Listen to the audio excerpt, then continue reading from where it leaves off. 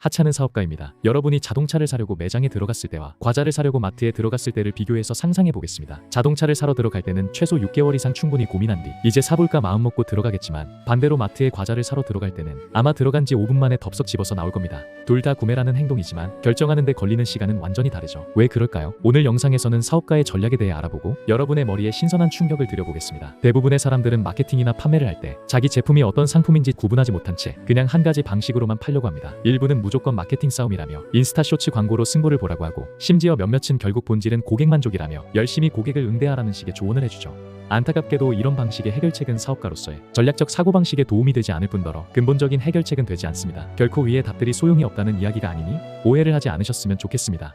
우선 내 상품이나 서비스를 판매할 때는 고관여 상품인지 저관여 상품인지 생각해보고 전략을 짜야 하는데, 여기서 고관여 상품은 구매까지 시간이 오래 걸리는 상품이며 저관여 상품은 구매까지 시간이 짧은 상품을 의미합니다. 쉽게 설명하자면 고관여 상품은 자동차 같은 비싼 제품을, 저관여 상품은 생필품 같은 값싼 제품을 생각하시면 됩니다. 예를 들어 여러분이 1억이 넘는 테슬라 Y를 사야겠다고 마음먹었다고 가정해봅시다. 이때 회사가 아무리 멋진 광고를 만들고 유명 연예인을 통해 홍보를 했다고 해도 소비자 입장에서 홈쇼핑을 보고 전화주문하듯이 지금 바로 홈페이지에 접속해서 구매하기 버튼을 누르는 사람은 없을 겁니다. 아마 최소 6개월에서 1년은 제품의 성능을 따져보고 우리 집 예산과 맞는지 열심히 계산기를 두드려보고 곧바로 테슬라 커뮤니티 카페에 가입한 뒤 실제 유저들의 후기를 꼼꼼히 살펴본 뒤 시승 신청을 예약하고 전 시장을 방문해서 직접 승차감을 느껴보고 무료 상담을 받을 겁니다. 그리고 바로 계약하지 않고 다른 자동차는 어떤지 비교해서 똑같은 과정을 2번 거친 뒤 최종 후보군으로 결정하고 드디어 계약서에 사인을 하게 되죠. 때문에 고관여 상품은 비싼 만큼 고객이 제품을 신뢰하고 선택까지 고민하는 시간과 요소가 많아질수록 단계적 제한은 필수 전략인데, 이런 구조는 결코 귀찮음이 아니라 신뢰를 만드는 과정입니다. 헬스나 필라테스 정기 회원권을 끊을 때도 무료 체형 분석, 무료 피드백 상담, 1회 무료 PT 체험권 등의 프로모션을 제안하는 이유도 다 그럴만해서 전략적으로 짠 방법입니다. 이런 이유는 대표가 시간이 남아서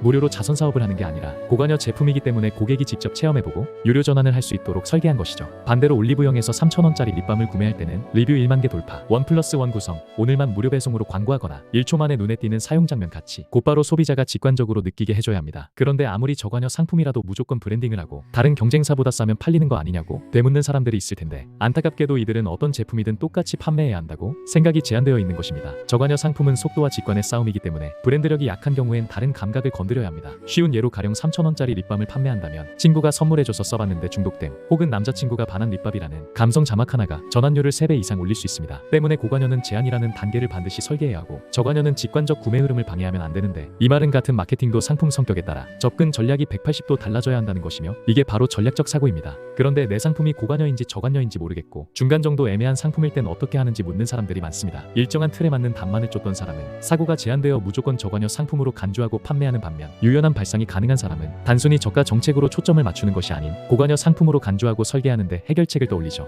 제한 단계를 만들면 소비자가 느껴지는 부담은 줄고 점점 신뢰가 쌓이면서 유료로 전환이 이어지기 쉬운데, 여기서 제한 단계에서 상대를 설득하는 글을 쓸 때 세일즈 레터를 활용하면 좋은데, 궁금하신 분은 오픈톡으로 문의해주세요. 다시 본론으로 돌아와서 굳이 다른 예시를 떠올리자면 유튜브에 떠도는 온라인 부업 강의 광고를 보면 무료 전자책으로 강의 참여도를 올리고 무료 웨비나 강의를 3시간이나 진행하며 강의 때 강사의 이력이나 실제 수익이 났던 사례를 후기 영상을 보여주고 오늘 수강 시 몇 프로 할인이라는 제한된 혜택과 12개월 무이자 할부라는 프로모션으로 실제 구매자의 결제 부담을 줄여주는데, 이러한 전략은 그냥 나올만해서 나온 것이 아니라 사업체의 근간인 타겟 소비자와 그 욕구, 그리고 그 욕구에 따른 제품 전략을 통해 설계된 것이기에 결국 다시 핵심은 타겟 소비자입니다. 많은 사람들이 고객이 답이다, 고객의 니즈에서 시작하라고 이야기를 합니다. 그런데 사업을 조금이라도 해보신 분들은 고객보다 내 발목을 먼저 잡는 건 경쟁자라는 걸 느끼셨을 텐데, 이렇듯 사업은 고객에게서 시작되지만 전략은 경쟁자에게서 시작됩니다. 이해하기 쉽게 예를 들어 베이커리 가게가 전략에 맞는 수익 구조도 개편을 하고 시그니처 메뉴 개발도 하고 로고부터 가게 디자인에 개성을 첨가했는데도 매출이 적자라면 여러분은 어떻게 하실 건가요? 우선 매출이 마이너스된 이유를 알아야 하는데, 높은 확률로 근거리에 직접적인 경쟁사가 많고 또한 내 사업체가 아직 초기이기에 그러한 경쟁사에 비해 홍보가 안 된 면도 있죠. 이럴 때 사용하는 알아두면 좋은 꿀팁은 모든 의사결정에 경쟁자를 끼워 넣고 판단하는 사고 방식입니다. 베이커리 카페라고 해서 단순히 고객 한 명 한 명에게 승부를 걸지 않아도 된다는 이야기입니다. 저라면 근처 약 30명 규모의 중소기업 리스트를 쭉 뽑고 세일즈 레터를 근간으로 한 제안서를 들고 가서 아침마다 직원들에게 빵과 커피를 제공하면 능률이 오를 것이라고 제안할 겁니다. 실제로 하루 정도 무료로 샘플 시식을 해보고 아침마다 직접 배달해주는 시스템을 도입할 겁니다. 그리고 기업체에 손님이 왔을 때 답례품처럼 회사 로고가 박힌 쿠키나 커피 등을 제공해 줄 수 있다고 홍보한다면 기업 입장에서는 자기 회사를 알리면서도 협력체에도 좋은 이미지를 줄 수 있기 때문에 일석이조가 되겠죠. 그러면 금방 입소문이 날 것이고, 이렇게 근처 중소기업 5군데만 뚫는다면 저가격쟁으로 매출 걱정에 잠 못 자는 일은 없을 겁니다.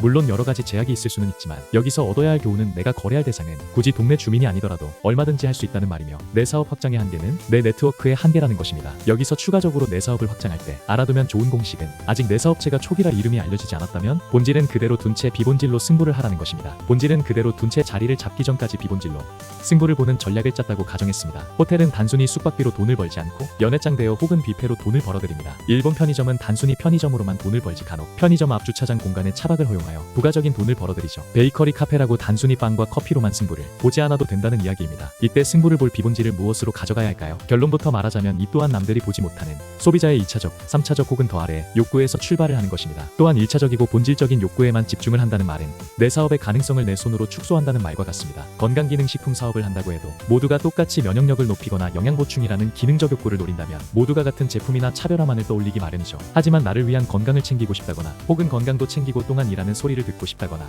혹은 나는 건강을 중요하게 생각하는 사람이라는 이미지를 갖고 싶다는 낮은 차원의 욕구로 시선을 돌리면 기회는 무궁무진하게 열리게 됩니다. 가끔 자영업자로서 결국 차별화는 제한되어 있지 않냐. 그냥 남들 하는 것처럼 광고비를 돌리고 마케팅을 하고 저가 경쟁으로 할인을 하다 보니 남는 마진은 없고 힘들다는 메일을 받습니다. 하지만 남들과 똑같이 가격을 내리더라도 내 주변 상권의 자영업자들과 뭉쳐 협상력을 높여 도매로 받아오는 가격을 낮출 수도 있으며 내가 커피만을 팔고 옆 가게는 샐러드만 판다면 협력을 통해 배달 품목에 옆 가게의 메뉴를 넣고 주문이 들어오면 옆 가게로 보내주는 방식을 도입할 수도 있습니다. 물론 전문성은 떨어지겠지만 상대의 상황을 이해하고 시장의 상황을 이해하고 본질적으로 소비자의 입장에서 전략을 수립하면 된다는 말이니 그대로 받아들이시지 않았으면 합니다. 플랫폼만 하더라도 대부분 수수료만을 떠올리지만 수익 구조를 세팅하는 방법은 매우 다양하죠. 오늘도 영상이 너무 길어졌으니 다음에 돌아오기로 하겠습니다. 이상 하찮은 사업가였습니다.